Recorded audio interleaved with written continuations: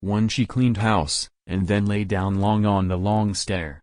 On one of those cold white wings that the strange fowl provide for us like one hillside of the sea, that cautery of snow that blinds us, pitiless light. One winter afternoon fair near the place where she sank down with one wing broken, 3 friends and I were caught stock still in the light. 5 of the lights. Why should they care for our eyes? 5 deer stood there. They looked back, a good minute. They knew us, all right, 4 chemical accidents of horror pausing between one suicide or another on the passing wing of an angel that cared no more for our biology, our pity, and our pain than we care.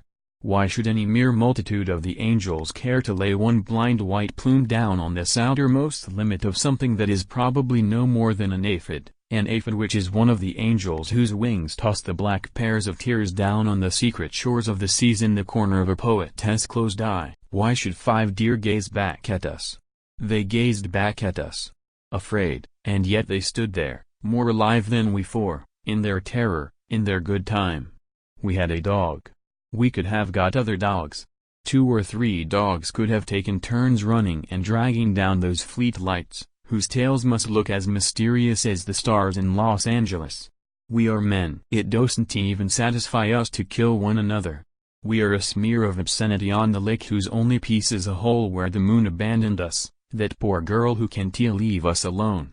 If I were the moon I would shrink into a sand grain in the corner of the poetess' eye, while there is still room. We are men. We are capable of anything. We could have killed every one of those deer. The very moon of lovers tore herself with the agony of a wounded tigress out of our side. We can kill anything. We can kill our own bodies.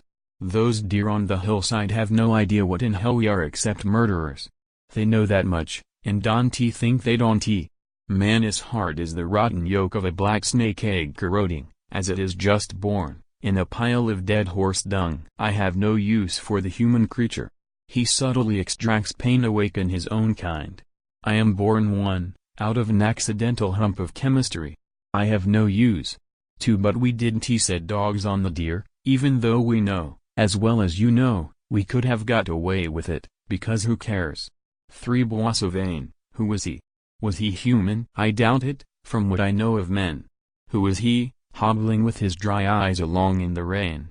I think he must have fallen down like the plumes of new snow. I think he must have fallen into the grass. I think he must surely have grown around her wings, gathering and being gathered, leaf, string, anything she could use to build her still home of songs within sound of water. For by God, come to that, I would have married her too, if I got the chance, and she let me. Think of that. Being alive with a girl who could turn into a laurel tree whenever she felt like it. Think of that. 5 outside my window just now I can hear a small waterfall rippling antiphonally down over the stones of my poem.